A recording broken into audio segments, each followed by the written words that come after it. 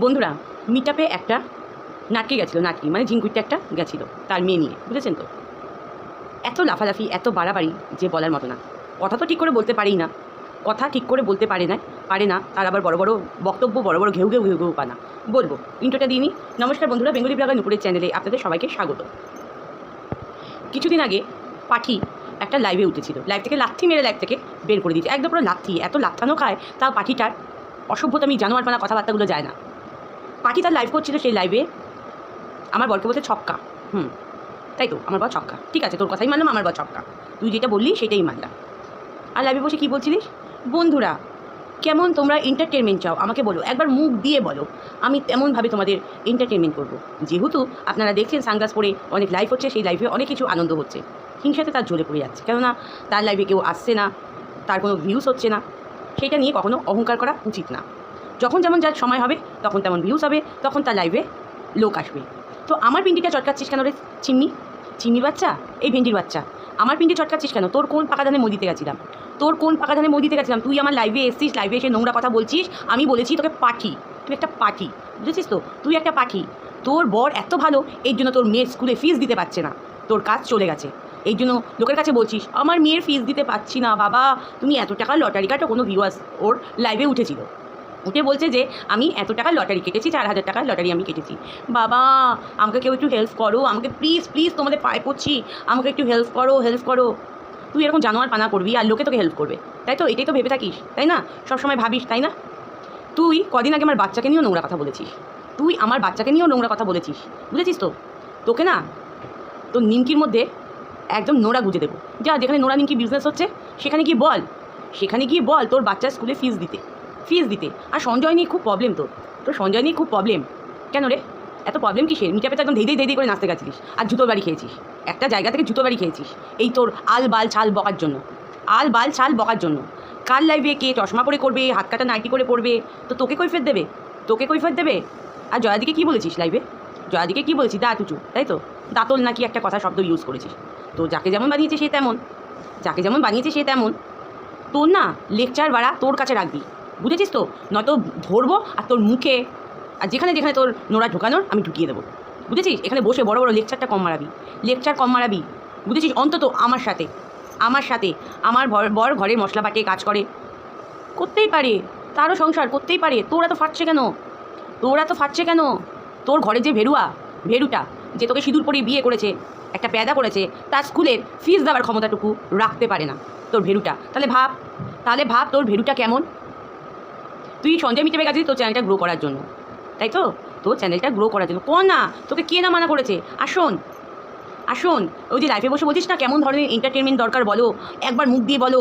চশমা পরেও তুই এন্টারটেনমেন্ট করবি, আর অনেক কিছুভাবে তুই এন্টারটেনমেন্ট করবি, ঠিক আছে কর, তুই যেইভাবে মানুষকে পারিস এন্টারটেনমেন্ট কর, কিন্তু নাইটির ভেতরে যেটা মেয়েরা পড়ে সেইটা আগে পরে বস, বুঝেছিস? নিজের চেহারাটা ওপর থেকে নিচ পর্যন্ত দেখবি, বুঝেছিস? কথা তো বলতে পারিস না, আমি একটা এমন দেবো, এমন ছেঁচা দেবো, জুতোর বাড়ি মেরে না তোর মুখ আমি একদম ফাটিয়ে দেবো, জুতোর বাড়ি মেরে, বুঝেছিস?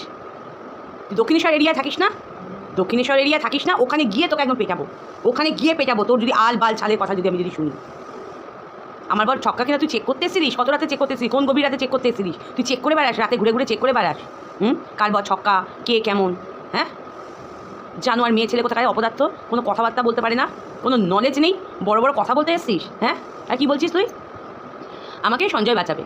সঞ্জয় কি আমার ঠেকা নিয়ে পড়েছে? ও আমার ঠেকা নিয়ে পড়েছে, আমি কাকে নিয়ে ভিডিও করবো কি করবো না, কি আমাকে পাল্টি উত্তর কি দেবে না, আমার ঠেকা নিয়ে পড়েছে সঞ্জয়। আমার একার লড়াই আমি একাই লড়তে পারি, কিন্তু সঞ্জয় মিলির ওপর যদি কেউ কিছু বলে তার চোখ উপড়িয়ে গুলটি খেলবো, বুঝেছিস তো? সে যেই হোক না কেন, বুঝেছিস? চিনি পাঠি তোর বরটা ভেরু, যে একটা বাচ্চা স্কুলের মায়না দিতে পারে না, লাইভে বসে তোর বাচ্চা স্কুলের মায়না চাইতে হচ্ছে। ছি, তোর মুখে লেকচার মানায় না, আগে কথা বলতে শেখ, বুঝেছিস? ভেন্ডি কথা বলতে শেখ আগে, তারপর বলতে আসবি। অনেক দিন ধরে বরদাস্ত করছি, ও আমার বরকে নিয়ে পড়ে আছে, আমার মেয়েকে নিয়ে পড়ে আছে। হ্যাঁ, আমাদের বিয়ে 26 বছর, আজকে নতুন বিয়ে করে আসিনি, 26টা বছর চলছে, বুঝেছিস? 26টা বছর। একজন জিজ্ঞেস করেছে আপনার দাদা কেমন আছে, তখন তো বলতে পারিস তোর বর কেমন আছে। জানিস তো তোর বর একটা মাতাল, জুয়াখোর, বাচ্চার মায়না দিতে পারে না, লাফাঙ্গা টাইপের। এই জন্য তোকে কাজে বেরাতে হয়, কাজ করিস, একদম চুলের মুঠি ধরে তোকে কাজে বের করায়, আর ঘরে সংসারে ঝিয়ের মতো কাজ করিস। আমরাও করি সংসারে কাজ, বড়রা হেল্প করে। আমার বড় হেল্প করে কি করে না? তোর এত ফাটছে কেন রে? কি থাকবি আমার বরের সাথে? বল একবার বল, তুই থাকবি আমার বরের সাথে? থাকবি? থাকতে ইচ্ছা করছে? ও আমার বর নিয়ে পড়ে আছে। কেন প্রেমে টেমে পড়েছিস আমার বরের রে? আমার বরে প্রেমে পড়েছিস? পর প্রেমে পড়। এই জন্য আমার বর ঘরে কাজ করলে তো ফেটে যাচ্ছে, এত ফেটে যাচ্ছে বলার মতো না। না শরীরের জ্বালা মেটাতে পারছে না তোর ঘরে শরীরে জ্বালা মেটাতে পারছে না তোর নিমকিতে। হ্যাঁ জানোয়ার বাচ্চা শালা, চল ফট এখান থেকে, ফট। বেশি বাড়াবাড়ি করবি, চিড়ে ফেলবো, বুঝেছিস? এবার থেকে তুই আমার থেকে ভালোবাসায় আশা করবি না, বুঝেছিস? ভালোবাসায় আশা করবি না। চল লাইভে ঘুরে লাথি খায়, লজ্জা নেই। তুই আমার লাইফে কী করতে মরতে এসেছিলিস?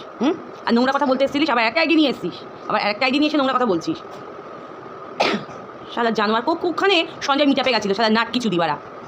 বললাম না তোর জন্য এই ভাষাই আমি ইউজ করবো, তুই এই ভাষারই যোগ্য। ও চ্যানেল গ্রো করবে, ও মানুষের পিছনে লেগে চ্যানেল গ্রো করবে।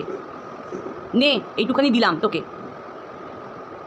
বন্ধুরা কি বলবো, একটা মানে মিটাপে গেছে, মানে এত অসভ্য জানোয়ার মহিলা যে বলার মতো না।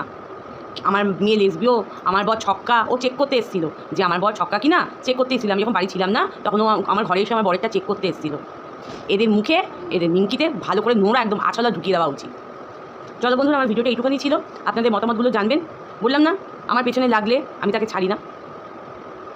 যে যেখানে আছো সবাই ভালো থেকো, সুস্থ থেকো, এই কামনাই করি। নমস্কার।